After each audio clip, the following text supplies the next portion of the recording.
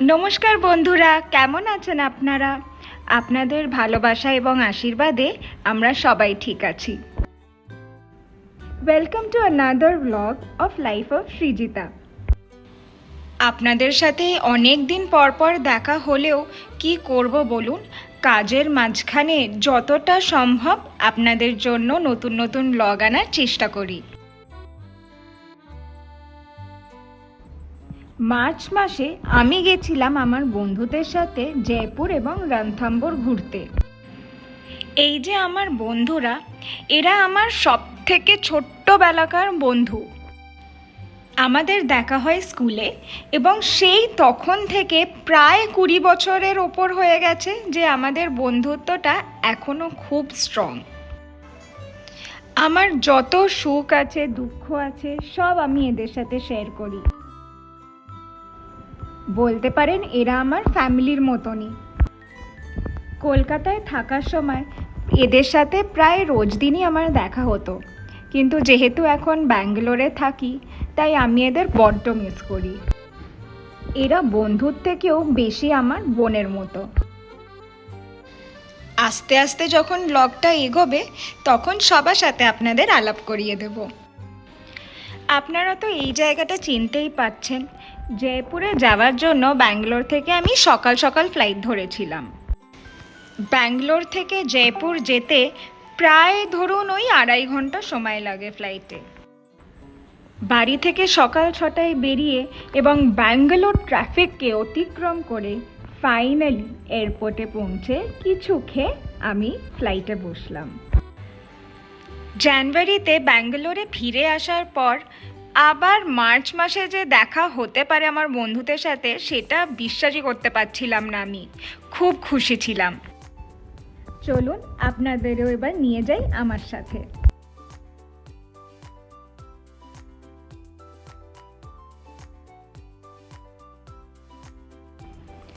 ফ্লাইটের টাইমিংগুলো একটু রিশিডিউল হওয়ায় জয়পুরে এসে আমি প্রথম পৌঁছালাম। জয়পুরে আমাদের হোটেল বুকিং সব করা ছিল, আর এর সম্পূর্ণ ক্রেডিট আমার বন্ধু নীলাশ্রীকে দেওয়া দরকার। আমাদের প্রত্যেকটা ট্রিপের আইটিনারি, থাকা, খাওয়া, ঘুরে বেড়ানো সব নীলু দেখে।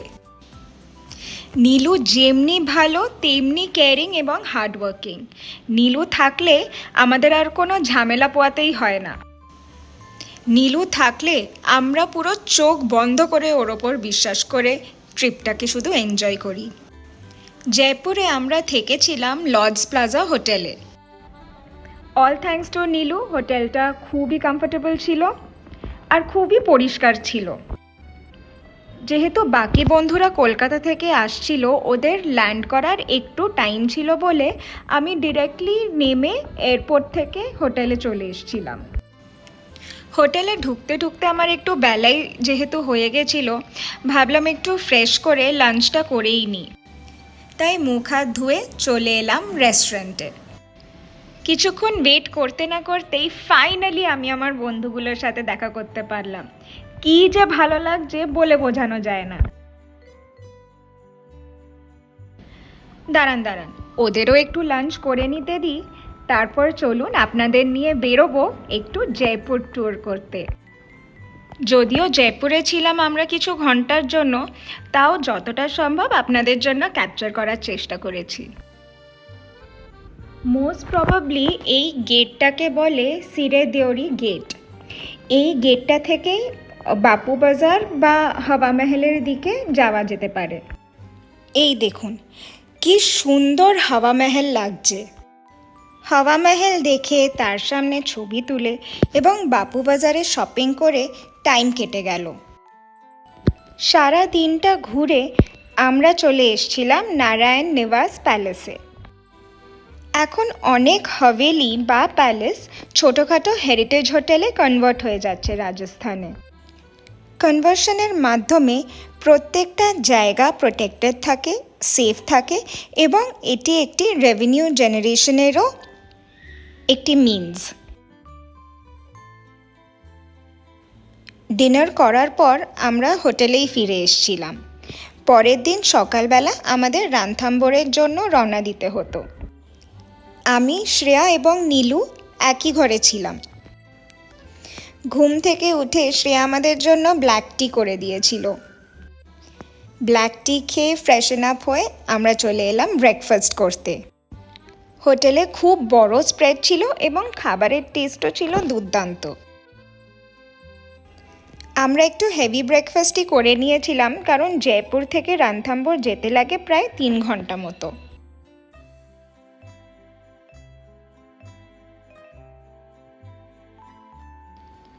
জয়পুর অত্যন্ত একটি পরিষ্কার শহর এবং আমি ভেবেছিলাম মার্চ মাসে প্রচণ্ড গরম হবে, কিন্তু আমরা অতটাও গরম পাইনি এখানে। আমার সবচেয়ে যেটা ভালো লেগেছে যে রাস্তাঘাট তো পরিষ্কারই, কিন্তু প্রত্যেকটা কোনায় কোনায় ফুলের গাছ, তাতে শহরটা আরও সুন্দর লাগে। ওই যে আমি শুরুতে বলেছিলাম যে নীলু থাকলে আমাদের কোনো চিন্তা নেই।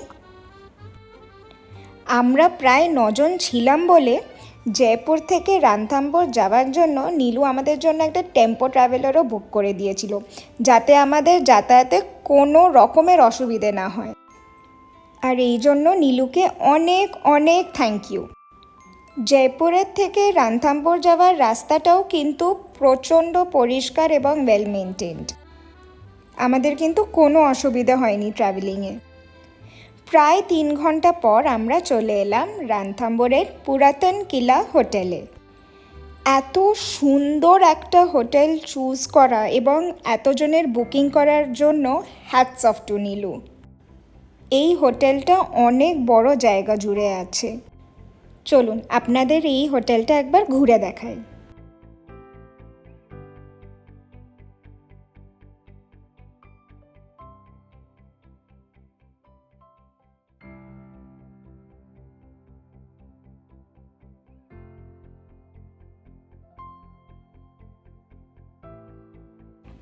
এই জায়গাটা হলো পুরাতন কিলা হোটেলের পার্কিং এরিয়া এবং বাইরে যাওয়ার গেট।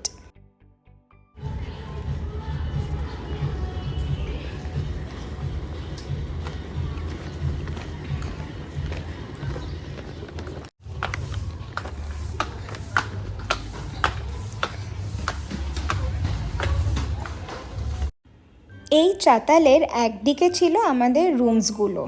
এখান থেকে রণথম্বোরের অসম্ভব সুন্দর দৃশ্য দেখা যায়। পুরাতন কিলা নামেই বুঝেছেন, একটি কেল্লার রূপে হোটেলটা। চলুন আপনাদের একটু রুম ট্যুর করাই।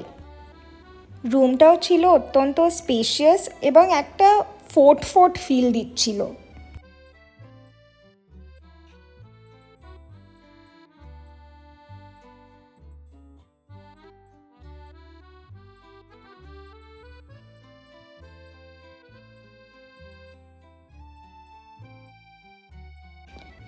বাথরুমটা দেখে মনে হচ্ছিল যেন একটা ছোট্টখাট্ট বেডরুমই।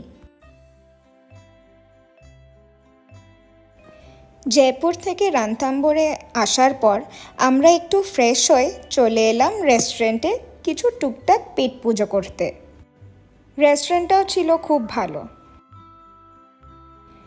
আমরা একটু ফ্রেশ হয়ে চলে এসেছিলাম লাঞ্চ করতে, কারণ এরপরে আমাদের জঙ্গল সাফারি ছিল।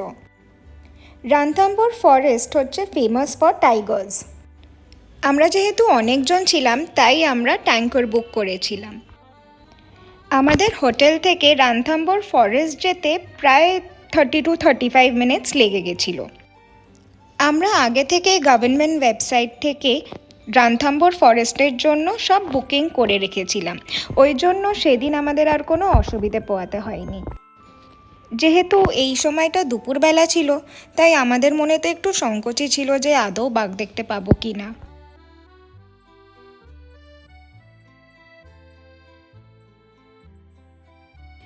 আমি ভেবেছিলাম দুপুরবেলা হয়তো বেশি লোক হবে না, কিন্তু এখানে এসে দেখি পুরো গিজগিজ করছে ভিড়।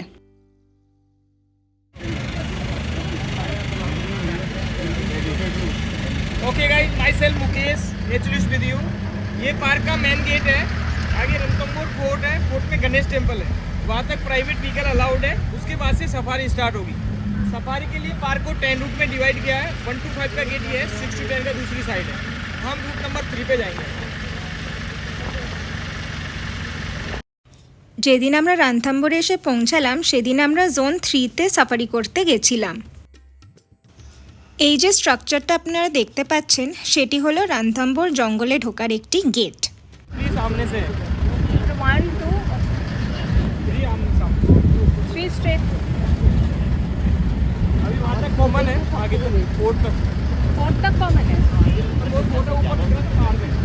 फोर्ट के अंदर त्रिनेत्र गणेश टेम्पल है। ये फोर्ट है, हजारों साल पुराना है। राजा हमीर देव चौहान के 7 पीढ़ी ने यहाँ राज किया था। अलाउद्दीन खिलजी ऑल्सो है। त्रिनेत्र गणेश टेम्पल है जो वर्ल्ड फेमस है,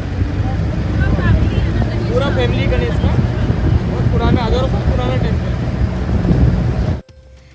আপনাদের জন্য দূর থেকে একটু রানথাম্বর ফোর্টটা ক্যাপচার করার চেষ্টা করেছিলাম। হ্যাঁ, হরিণের কাছে থাকবে. হরিণ, কতগুলো হরিণ, হরিণ.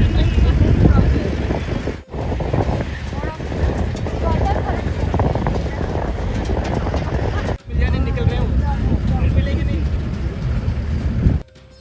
আপনাদের নিশ্চয়ই সত্যজিৎ রায়ের গোপীগাইন বাঘাবাইন মুভিটা থেকে ওই গানটা মনে আছে, পায়ে পড়ি বাঘ মামা করোনা কো রাগ মামা।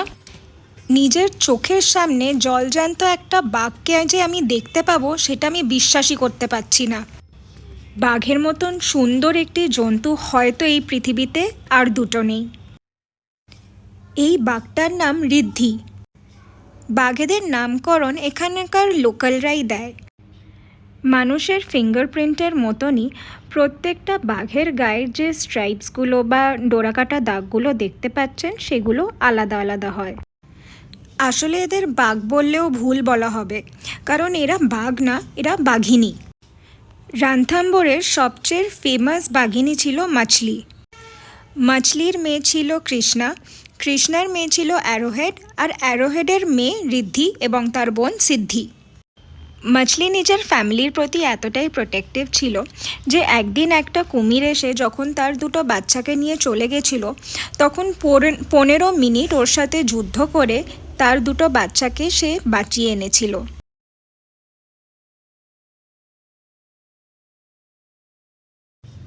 আপনাদের অনেকেরই মনে প্রশ্ন থাকতে পারে যে বাঘ এত মানুষের কাছ থেকে গেলেও কী করে মানুষদের অ্যাটাক করছে না। আসলে যেহেতু এরা ন্যাশনাল পার্কে বড় হয়েছে ওই জন্য তারা মানুষ, ক্যান্টার, জিপ এগুলোকে দেখে অভ্যস্ত। ওই জন্য মানুষও যতক্ষণ না বাঘেদেরকে আঘাত দিচ্ছে বাঘও তাদের অ্যাটাক করবে না। और 2 मिनट बाद में उधर चला जाएगा, तो जब तक हमें फिक्स टाइम बता दें। हमने काना को देखा था। उसकी अप्रोच से बाहर है। नहीं, उधर अपना रूट नहीं है। वो तो जोन 4 वो जोन. इसलिए भगाई हमने कि वहाँ तक मिल जाए। 1700 स्क्वायर किलोमीटर में फैला हुआ है, बहुत बड़ा पार्क है, बट ओनली 20% पार्क की सफारी के लिए ओपन है। 80% पार्क रिजर्व है। देयर टाइगर ब्रीडिंग सेंटर है, नेचुरल ब्रीडिंग सेंटर है, बट वहाँ टूरिज्म नहीं है। और 20% को 10 रूट में डिवाइड किया है। सो हम एक रूट में लगभग 2% एरिया कवर करते हैं, ओनली 2% एरिया। होल पार्क में 80 टाइगर है, whole park 1700 square kilometre, but we can see only 20% tiger in 10 zone. So एक जोन में हम पूरे टाइगर का 2% चांस होता है हमारे देखने का, उसमें हमने टाइगर देख लिया 2% chance. We are very lucky. Thank you. Ranthambore में टाइगर वैसे तो पॉपुलेशन अच्छी है, but tiger is territorial and solitary animal है। अराउंड 20 स्क्वायर किलोमीटर में ओनली 1 टाइग्रेस रहती है। वो यूरिन स्प्रे करके अपनी टेरिटरी मार्क करती है, इसलिए 20 स्क्वायर किलोमीटर में एक ही टाइग्रेस रहती है। 20 स्क्वायर किलोमीटर बहुत बड़ा एरिया होता है। हम रूट 3 में है, टाइगर के लिए कोई रूट नहीं है, रूट हमारे लिए है। टाइगर की टेरिटरी एक रूट से दूसरे रूट पे होती है, उसके तो 20 किलोमीटर का एरिया पूरा करना है, चाहे 2 रूट हो चाहे 3 रूट हो, तो उसका टेरिटरी वहाँ तक है, तो वहाँ चली गई। मेल टाइगर का area around 50 to 60 square kilometre होता है। एक मेल टाइगर 2 या 3 फीमेल की टेरिटरी में एक ही मेल टाइगर रहता है। इस तरह से इनकी टाइगर की लाइफ होती है। फीमेल के साथ कब्स हो सकते हैं, अगर फीमेल है तो 3 साल तक माँ के साथ बच्चे रहते हैं। 3 साल बाद में they are fully grown, they go to the separate, वो भी सेपरेट हो जाते हैं। वो भी अपने माँ से भी लड़ते हैं, बहन से भी लड़ते हैं, भाई से भी लड़ते हैं, अपने एरिया को लेके, टेरिटरी को लेके। इस तरह से टाइगर सॉलिटरी एनिमल एलोन रहता है। इस जोन में ओनली 1 टाइग्रेस है, ओनली 1, नेम इज रिद्धि। और तो रिद्धि सिद्धि. सिद्धि जोन 5 में। सिद्धि लास्ट टाइम दोनों बहनें यहाँ रहती थी, लेकिन जब ये बड़ी हो गई तो अपना अपना घर बनाना होता है। मछली के डिसेंडेंट्स है। मछली की बेटी कृष्णा थी, कृष्णा की बेटी एरोहेड, और एरोहेड की बेटी रिद्धि एंड सिद्धि। ये लास्ट अभी ये तो लगभग 8-10 साल की हो गई, लगभग 9-10 साल की हो गई। इसके भी 3 कप्स है, 2 साल के, माँ के साइज के ही लगते हैं। वो कहीं अराउंड या तो अपने पहले निकल गए होंगे या कहीं आसपास होंगे, निकल गए आई थिंक देयर। अभी माँ गई है उसके बाद। नहीं बिल्कुल नहीं है, यही ओनली 1 टाइग्रेस है इस जोन में, इसलिए तो भाग रहे हैं। चूक जाते तो 3 घंटे तक घूमते रहो, कोई मतलब नहीं है आने का। उसके जन्म से ही ये देख रहा है, उसके जन्म से ही एवरीडे टूरिस्ट व्हीकल, और ही like a part of the forest. हमको अगर हम नीचे उतरेंगे तो हम अलग लगते हैं, उसको लगेगा कि ये मेरे को मारने आ रहा है, तो सेल्फ डिफेंस में वो अटैक करती है, अदरवाइज नहीं करते हैं। इसलिए हम भगा रहे थे। खुद हंट करती है। यहाँ रणथंभौर में प्योर नेचुरल पार्क है, कोई इंटरफेयर नहीं है, कोई ह्यूमन एक्टिविटी नहीं है, खुद ही हंट करते हैं रोज। बिल्कुल हमें नीचे उतरना भी अलाउ नहीं है, किसी को भी, हमको या किसी को भी। मार के सर बहुत कटिंग से हंटिंग में ट्राई टू एवरीडे, हर आदमी इंसान रोज खाना चाहता है, भूख तो सबको लगती है, लेकिन उनको मिलता नहीं है, बहुत एफर्ट करने पड़ते हैं। टाइगर 10 बार ट्राई करेगा, 1 बार सक्सेस होता है शिकार के लिए। बहुत हार्ड है। ये कैंट्रा है, देखो मिस हो, अपने साथ में खड़ा था। हमारी गाड़ी बंद, क्या जबरदस्त भगाई है, देख लो सारे हैं ना, कोई गिर तो नहीं है। हमारा तो मिल्क शेक बन गया। इतनी स्पीड से गाड़ी चलाना अलाउ नहीं है, लेकिन सब अपने अपने के लिए करना पड़ता है। ये सब मिस हो गए, अब इनको नहीं है ना। ঋদ্ধিকে দেখার পর তো আমরা খুবই খুশি ছিলাম, আর ভাবলাম যে ঠিক আছে এবার বাড়ির পথে যাওয়া যাক। কিন্তু পথে এই ময়ূরটার সাথে দেখা হয়ে গেল। কিছু দূর যেতে না যেতেই আবার মুকেশ জি, যিনি আমাদের গাইড ছিলেন, ক্যান্টারটাকে থামিয়ে দিলেন। আপনারা এখন দেখতে পাচ্ছেন কি না জানি না, কিন্তু দেখুন একটু, ওই যে সিদ্ধি এবার আমাদের দিকে হেঁটে হেঁটে আসছে। আপনাদের তো আগেই বলেছিলাম যে ঋদ্ধি এবং সিদ্ধি 2 বোন হয়। তো আগে যাকে দেখলেন তার নাম ঋদ্ধি, আর এ হলো সিদ্ধি।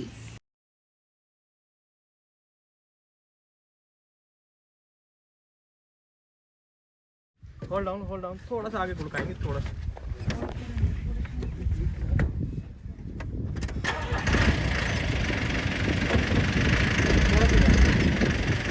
बस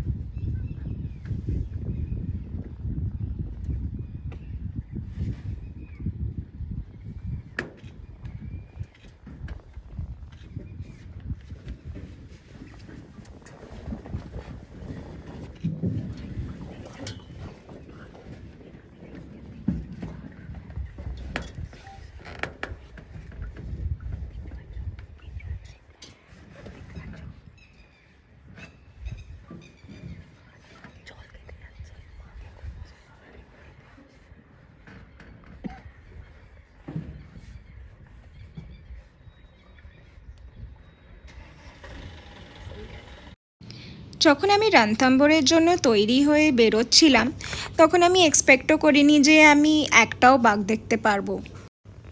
কিন্তু সাফারির পর মনটা সত্যিই খুব খুশি হয়ে গেছিল। এই যে আপনি লেকটা দেখছেন, এখানেই মাছলি থাকতো। हाँ, हम उधर से गए थे, पूरा इसके राउंड मारा हमने। जो मछली टाइग्रेस थी, मछली का नाम सुना ना आपने? वो मोस्टली इसी लेक पे रहती थी। मछली जो टाइग्रेस थी, उसको लेडी ऑफ द लेक भी कहते थे, क्योंकि लेक के आसपास इसी लेक पे क्रोकोडाइल मारा था उसने। छोटे थे तो किनारे पे बैठे थे, तो क्रोकोडाइल ने कप्स को पकड़ लिया था, टाइग्रेस के कप्स को पकड़ के, और वो अंदर ले गया। टाइग्रेस को पता चला, मछली टाइग्रेस को, और वो अंदर गई झपाट से, और क्रोकोडाइल को विद कप्स पकड़ के भाग लिया। क्रोकोडाइल ने कप्स को छोड़ दिया, कप्स बच गया, और उनके फाइटिंग हुई बहुत तगड़ी। कम से कम 20 मिनट 25 मिनट उनके फाइटिंग चली। कई बार क्रोकोडाइल ने टाइगर को नीचे पटक दिया, कई बार टाइगर ने ऐसे बहुत बाहर आके, और बहुत अच्छी फाइटिंग हुई। यूट्यूब पे आप वीडियो भी देख सकते हो। हाँ, फिर टाइगर ने क्रोकोडाइल को मार दिया, ऐसे चीर दिया, पूरे नीचे के जबाड़े पैर रख के ऊपर पकड़ के पूरा चीर दिया उसको, मारे। तब से क्रोकोडाइल किलर ऑफ द मछली उसका नाम पड़ा। और उसके दोनों कैनाइन टूट गए थे उस लड़ाई में, कैनाइन टूट गए। क्रोकोडाइल की स्किन इतनी जो बहुत हार्ड होती है, उसके कैनाइन टूट गए थे। उसके बाद में वो किल भी बहुत मुश्किल से कर पाती थी, शिकार करना हार्ड हो गया था। 20 साल तक हाँ, 19 ईयर्स तक। टाइगर की लाइफ स्पेन ओनली 15-16 होती है वाइल्ड लाइफ में, बट उसका टाइगर का जो लास्ट होता है एज बुढ़ापा, उसमें वो भूखे मरते हैं। उसको वो हंट नहीं कर सकते, यहाँ कोई फीड करता नहीं है और हंट कर नहीं सकते, कर पाते नहीं है, इसलिए वो जल्दी मर जाते हैं। लेकिन मछली टाइगर उसको फीड किया था डिपार्टमेंट ने, उसके कैनाइन टूटने की वजह से, कि कैनाइन टूट गए इसके, तो तब से उसको फीड करते थे, इसलिए वो 19 ईयर्स। कोई आके इनको देखता है। अब ये डियर कर रहा था, और भी बहुत सारे एनिमल जितने भी होते हैं, सांबर, चीता, नीलगाय, लंगूर, पिकॉक, सब जो भी टाइगर को देखेगा वो। এখানে মুকেশজি আমাদের বলছিলেন যে যেই হরিণগুলোর শিং আছে সেই হরিণগুলো মেল, আর যাদের শিং নেই তারা ফিমেল। किसी अदर एनिमल ने टाइगर को देख लिया तो आवाज कर दी तो आवाज इतनी तेज होती है कि सब अलर्ट हो जाएंगे। अलर्ट हो जाएंगे तो वो उस एरिया में शिकार नहीं कर पाएगा। फिर टाइगर को पता, जैसे आवाज हुई टाइगर को पता चल जाएगा, आवाज कर दी इसने, अब सब अलर्ट हो गए, यहाँ रुकने से कोई फायदा नहीं है। फिर वो निकलेगा वहां से सबके सामने और 2-3 किलोमीटर आगे जाके वहाँ वेट करेगा, वहाँ जाएगा, वहाँ हाइड हो जाएगा, वहाँ भी ऐसे ट्राई करेगा। फिर वहाँ भी 2 घंटे 3 घंटे वेट किया, किसी ने देख लिया, डिस्टर्ब हो गया तो फिर वहाँ भी डिस्टर्ब, फिर आगे जाएगा। इस तरह से उसको 15-20 किलोमीटर का एरिया चाहिए शिकार के लिए, अदरवाइज छोटा एरिया होगा तो वो हमेशा डियर अलर्ट रहेंगे और वो भूखा मर जाएगा, शिकार नहीं कर पाएगा। इसीलिए वो दूसरे टाइगर को उस एरिया में नहीं आने देता। उसकी टेरिटरी में कोई आता है तो बहुत तगड़ी लड़ाई होती है, लड़ाई में एक दूसरे मर भी जाते हैं, बहुत तगड़े घायल हो जाते हैं फाइट के। मेरे एरिया में क्यों आया, क्योंकि मैंने यहाँ डिस्टर्ब कर दिया, तू वहाँ डिस्टर्ब कर दिया, तो सब एरिया कैसे पता था? वो यूरिन करके अपना एरिया डिसाइड करते हैं। तो बड़ा एरिया सब तो वो लेने आएगी, यहाँ आएगी, जैसे यहाँ छोड़ के गई ना, तो यहाँ आके बाहर आके वो रोर करेगी बहुत तेज, रोर करते बच्चे बाहर आ जाएंगे, फिर माँ चलेगी, माँ को फॉलो करेंगे, वहाँ जाके फिर बच्चे खाएंगे, पहले माँ बैठ जाएगी, बच्चे फुल हो जाएंगे, उसके बाद बच्चे हटेंगे तब माँ स्टार्ट करेगी खाना। এখানে আমরা একটা ক্রোকোডাইল দেখতে পেয়েছিলাম। মুকেশজি বললেন যে এরা সানবাস্কিং করছে এখন, যাদের এদের ডাইজেশন পূর্ণ হয়।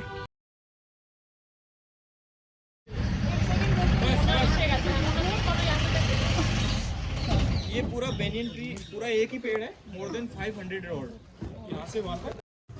সাফারি শেষ হতে হতে একটু বিকেলবেলাই হয়ে গেছিল। হোটেলে ফিরে একটু রেস্ট নিয়ে আমরা হোটেলের লনে একটু গিয়ে বসলাম। বিকেল থেকেই হোটেলে কিছু না কিছু কালচারাল প্রোগ্রাম হতেই থাকে। কপিরাইটের জন্য আপনাদের এই সুন্দর সুন্দর গানগুলো শোনাতে পারলাম না, কিন্তু আমরা এখানে দারুণ এনজয় করছিলাম।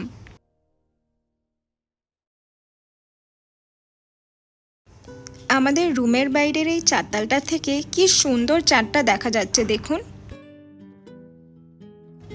আমাদের পরের দিন একটু ভোরভোরই উঠতে হয়েছিল। রানথাম্বোরে থাকার দ্বিতীয় দিন আমরা যাচ্ছিলাম জোন 3-তে সাফারি করতে।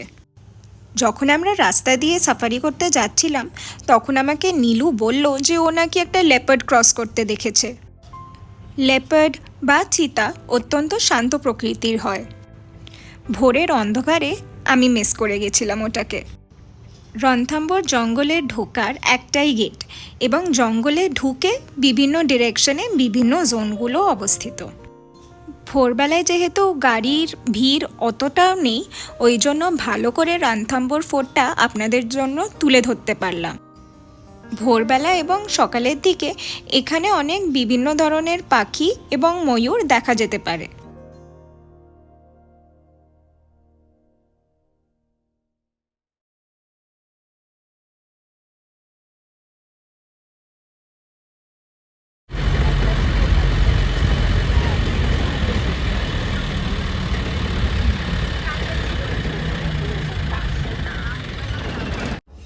हाँ, 2-3 झटके इस कान से लगे थे मेरे को। पीछे बहुत कम से okay. Good morning all of you. Good morning. मेरा नाम कलीम है और मैं इस पार्क के अंदर आप लोगों की सेवा में पिछले 30 साल से हूँ। हिंदी बोलूँ, इंग्लिश बोलूँ, कुछ भी चलेगा, जो आप कंफर्टेबल। मैं हर चीज़ में कंफर्टेबल हूँ। ये रणथंभौर नेशनल पार्क जो है 1961 तक जयपुर महाराजा का प्राइवेट हंटिंग ग्राउंड हुआ करता था। 1972 में ये वाइल्ड एक्ट आया इंडिया के अंदर और इसके बाद हंटिंग बैन हो गई। 1973 में इसको टाइगर प्रोजेक्ट बनाया गया। 1984 में इसको रणथंभौर नेशनल पार्क बनाया गया। जो रणथंभौर का फॉरेस्ट है ड्राई डेसिडुअस फॉरेस्ट है। 6 महीने हरा रहता है, 6 महीने ग्रीन रहता है। तो अभी सीज़न स्टार्ट हो गया ड्राई होने का, तो अभी आपको बिल्कुल ड्राई दिखेगा। मोस्टली कुछ पेड़ों पे पत्तियाँ दिखेगी। यहाँ करीब जो पार्क का एरिया है ये 1734 स्क्वायर किलोमीटर में फैला हुआ है। बहुत बड़ा पार्क है। इसका 20% एरिया केवल टूरिज्म के लिए खुला हुआ है। उसमें 10 जोन है। अभी मॉर्निंग में हमारा जोन 2 है, which is beautiful part of the park. अपन तो जोन 3 में से घुसे ना अंदर। जोन 3 और 2 का एंट्रेंस एक ही है। 2 का इधर हो गया, जोन 3 ये गाड़ी जा रही है, ये 3 पे जा रही है। इनको टेंशन हो रही, क्लियर हो गई। ओके, दूसरा इस पार्क के अंदर करीब 70+ टाइगर्स हैं। जो टूरिज्म जोन है 20%, 10 जोन है, उसके अंदर 20 से 25 टाइगर है। टाइगर जो होता है वो टेरिटोरियल होता है, अपना इलाका बना के रहता है और सोलिटरी होता है, हमेशा अकेला रहता है। 2 ही कंडीशन है उसमें, एक से ज़्यादा टाइगर देखने को आपको मिल सकते हैं। जब मेल फीमेल एक साथ होते हैं मेटिंग पे, तो 6 से 7 दिन वो साथ में रहते हैं, फिर वो अलग हो जाते हैं। अगर माँ के साथ बच्चे हैं तो 2 साल तक बच्चे माँ के साथ रहते हैं, उसके बाद वो भी सेपरेट हो जाते हैं, अपनी टेरिटरी बना लेते हैं। टाइगर के अलावा लेपर्ड्स है। Number of leopard more than 100, but very difficult to see. बहुत शाई नेचर होता है उनका, पहाड़ियों पे ज़्यादा रहते हैं, तो वो नीचे कम आते हैं। 3rd कैट है जो वो जंगल कैट है। 4थी है कैरेकल कैट। 2 तरह के डियर मिलते हैं, या स्पॉटेड डियर और सांबर डियर। डियर में मेल के एंटलर्स होते हैं, फीमेल बिना एंटलर्स के होती है, और वो अपने सींगों को हर साल गिराते हैं, हर साल नए आते हैं। 2 तरह के एंटीलॉप्स हैं जिसमें नीलगाय और चिंकारा। उसमें वार्निंग कॉल। मेरी अच्छी से अच्छी कोशिश रहेगी कि आपको टाइगर दिखे। बाकी इतना आसान नहीं है, बहुत मुश्किल होता है। बाकी जो जोन है हमारा, इस पर एक टाइग्रेस है, एरो हेड, उसके 3 कप्स हैं। कब सब एडल्ट हो चुके हैं, काफ़ी माँ की तरह ही लगते हैं। तो अपन पहला जो घंटा है वो टाइगर की ट्राई करेंगे, उसके बाद डियर वगैरह, ये कॉमन एनिमल है, ये दिखते रहेंगे आपको। बाकी जो एनिमल्स हैं वो काफ़ी रेयर है, वो बहुत मुश्किल से दिखते हैं। बाकी डियर वगैरह ये कॉमन साइट है, आपको दिखते रहेंगे। ठीक है, आप बैठिए। जंगल में कुछ रूल्स है, उनको फॉलो करने हैं। आवाज़ बिल्कुल नहीं करनी है, आवाज़ करेंगे तो आप भूल जाओगे टाइगर दिखेगा। दूसरा, कोई भी पॉलीथीन कचरा बाहर ना फेंके। चलती गाड़ी में खड़े ना हो, क्योंकि पेड़ आते हैं, लग जाएगी सर में किसी के। ठीक है ना, गाड़ी रुके, आप आराम से खड़े होकर फ़ोटो लीजिए। ठीक है, okay, thank you, best of luck sir. কিছু দূর যেতে না যেতেই আমরা অনেকগুলো হরিণ দেখতে পেলাম।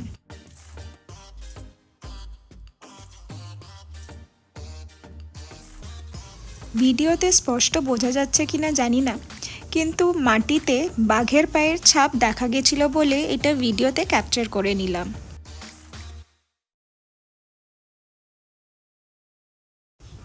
কিছু দূর যেতে না যেতেই ঝোপের আড়ালে দেখা যাচ্ছিল অ্যারোহেডকে। আপনাদের আরেকবার আমি ফ্যামিলিটা বলে দিচ্ছি। মাছলির মেয়ে কৃষ্ণা এবং কৃষ্ণার মেয়ে অ্যারোহেড। ঝোপের মধ্যে অ্যারোহেড তার 2 বাচ্চাকে নিয়ে বিশ্রাম করছিল। এখন তো প্রায় সকাল হয়ে এসেছিল, কিন্তু মোস্ট প্রবাবলি ভোরের দিকে অ্যারোহেড এবং তার বাচ্চারা শিকার করে খেয়ে বিশ্রাম নিচ্ছিল। আমার মনে হয়েছিল যে অ্যারোহেডকে ঋদ্ধি সিদ্ধির থেকেও বেশি সুন্দর এবং ম্যাগনিফিসেন্ট দেখতে। এই ভিডিওতে যাদের দেখছেন তারা হচ্ছে অ্যারোহেডের বাচ্চা। এমন ঝোপঝাড়ের পেছনে ক্যামোফ্ল্যাজ করেছে যে ঠিক করে দেখাও যাচ্ছে না এদের, তাও যতটা সম্ভব ভিডিওতে তোলার চেষ্টা করেছি। Come to intro, get up, ওঠো।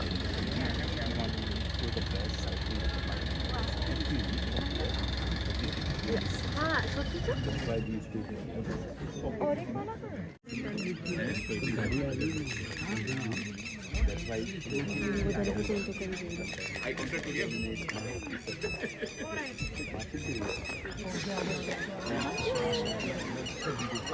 Yes.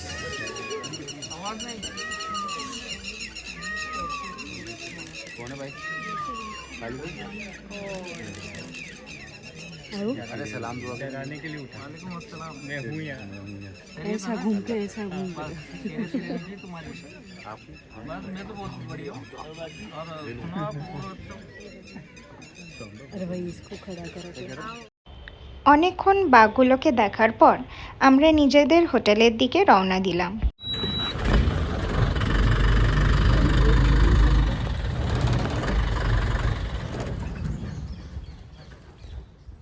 ये सांबर डियर है। सांबर डियर ये इंडिया का लार्जेस्ट डियर है सांबर। সাফারি থেকে ফিরে আসতে আসতে আমার মনে হয়েছিল যে আমি এক ঝুড়ি এক্সপিরিয়েন্স আর মেমরি নিয়ে ফিরছি। দুটো সাফারি জুড়ে আমরা প্রায় 5টা টাইগার এবং টাইগ্রেস দেখতে পেয়েছিলাম। আমাদের এই গার্লস ট্রিপটা প্রায় শেষের দিকে। পরের দিন আমরা রওনা দিলাম জয়পুরের উদ্দেশ্যে। আমার জয়পুর টু ব্যাঙ্গালোর এবং বাকিদের জয়পুর টু কলকাতার ফ্লাইট ছিল বিকেলের দিকে। জয়পুর রণথম্বরের সবচেয়ে কাছের শহর, তাই আমরা রণথম্বর থেকে সকাল সকাল বেরিয়ে গেছিলাম, যাতে Ranthambore to Jaipur distance plus traffic নিয়ে হাতে একটু সময় থাকে। জয়পুরে টাচডাউন করে তাও প্রায় আমাদের হাতে ঘন্টাখানেক সময় ছিল। তাই আমি এবং মোনালিসা আমাদের এক বন্ধু ডিসাইড করলাম যে বাপুবাজার আরেকবার যাওয়া যাক। জয়পুরের প্রত্যেকটা শহর এতটাই সুন্দর এবং বড় যে একদিন একটা জায়গায় না থাকলে পুরোটা ঘুরে দেখা যায় না। আমাদের একটু শপিং বাকি ছিল বলে আমরা চলে গেলাম আবার বাপুবাজারে। শপিং করার পর আমরা সবাই একটু টায়ার্ডই হয়ে গেছিলাম আর চলে এসেছিলাম এয়ারপোর্টে। এবার নিজেদের বাড়ি ফেরার পালা। এই কিছু কটা দিন বন্ধুদের সাথে এত সুন্দর কাটলো যে এই জিনিসগুলোই মেমরি হয়ে থাকবে। যতই দেশ বিদেশ ঘুরি না কেন, এই ছোট্ট ছোট্ট বন্ধুদের সাথে ট্রিপগুলোই রয়ে যায় স্পেশাল। আজকের মতন ব্লগটা শেষ করি, দেখা হবে পরের একটি ব্লগে। আজকের মতন আসি, টাটা।